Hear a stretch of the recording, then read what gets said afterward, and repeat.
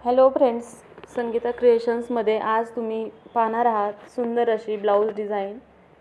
आता इथे मी ब्लाऊजचं अस्तरवरती perfect cutting करून घेतलेलं आहे।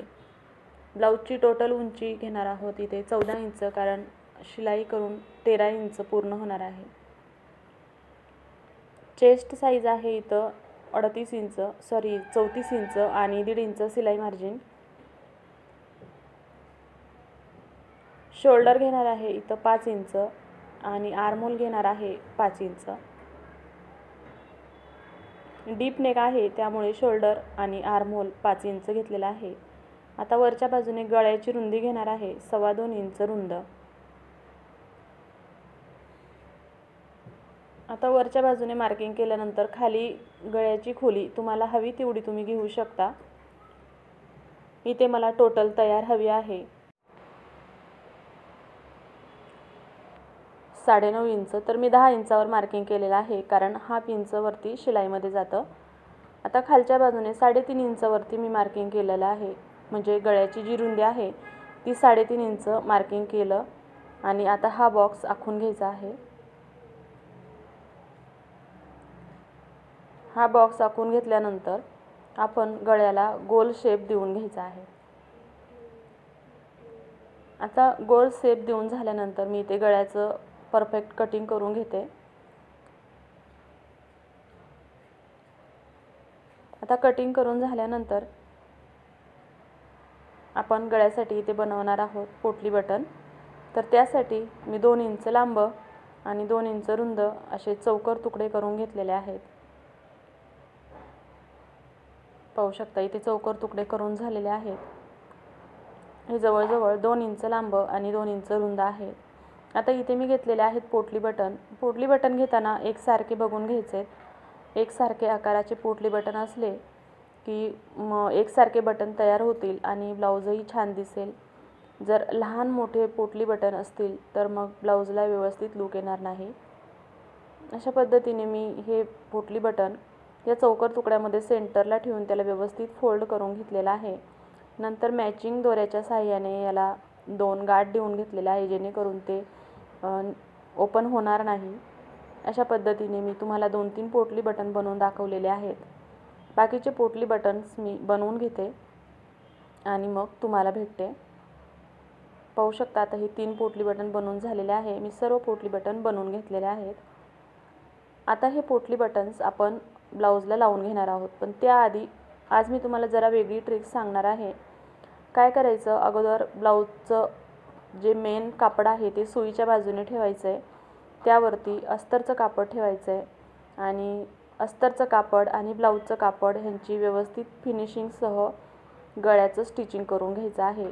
आणि मधला गळ्याचा जो आकार आहे तो कट करून घ्यायचा आहे। त्याला छोटे छोटे कट देऊन मग अस्तर अशा पद्धतीने पूर्ण फोल्ड करून घ्यायचं आहे आणि मग त्या अस्तराच्या कडेकडेने दाबटीप देऊन घ्यायचे आहे।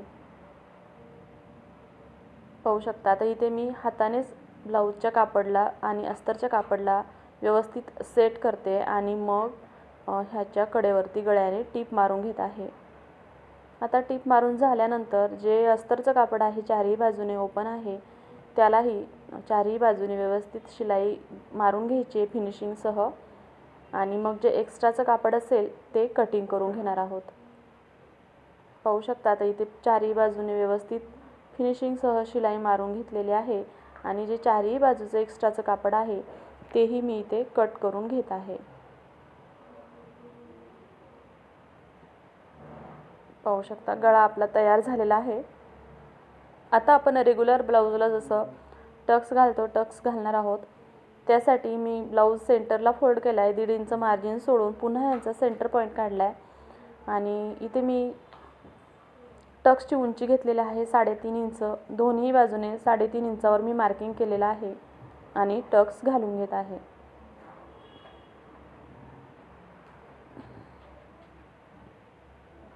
आता दोन्ही बाजूने टक्स व्यवस्थित घालून झाले की आपण बनवणार आहोत कमरपट्टी। तर कमरपट्टी बनवण्यासाठी जेवढी कमरेची लेंथ आहे तेवढी लांब पट्टी घ्यायची आहे आणि 1.25 इंच रुंद अशी पट्टी घेऊन एका बाजूने या पट्टीला फोल्ड करून घ्यायचा आहे आणि शिलाई मारून घ्यायची आहे।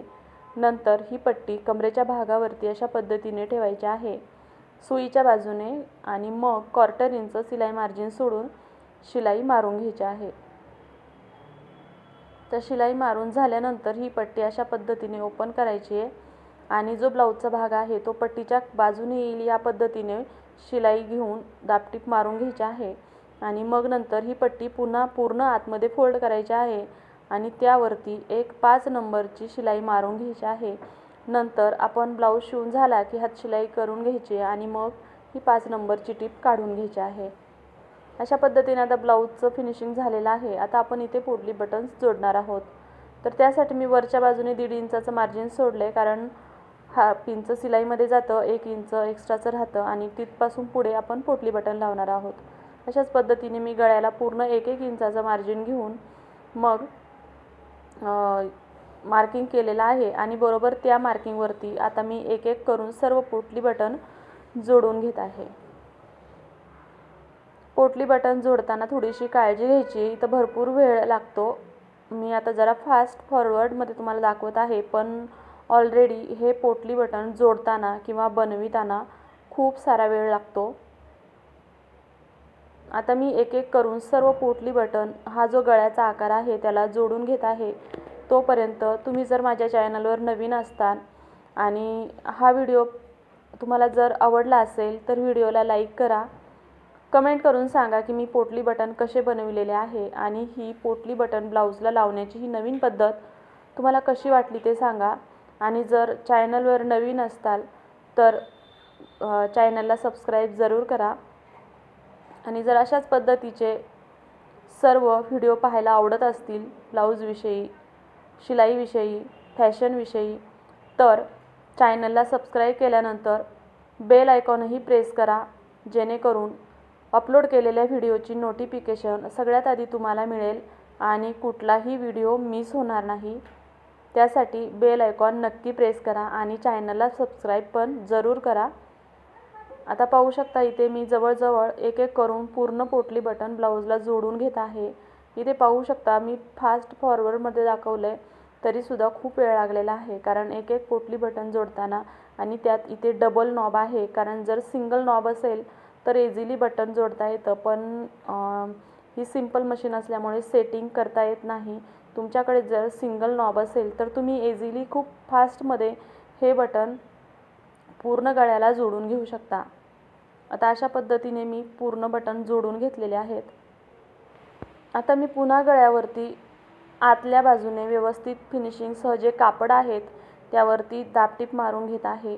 याआधी आपण आतल्या बाजूने अगोदरचे जे व्हिडिओ आहे त्या अस्तरच्या बाजूने मी पोटली बटन लावून नंतर त्यावरती ब्लाऊजचं कापड ठेवून शिलाई करत होते, पण ही नवीन पद्धत आहे। तर आता हे जे बाकीचं शिलाई मारून झाली की आपला ब्लाऊज तयार झालेला आहे, पाहू शकता। आता हा आपला पोटली बटन ब्लाऊजचा किती सुंदर असा लुक आलेला आहे।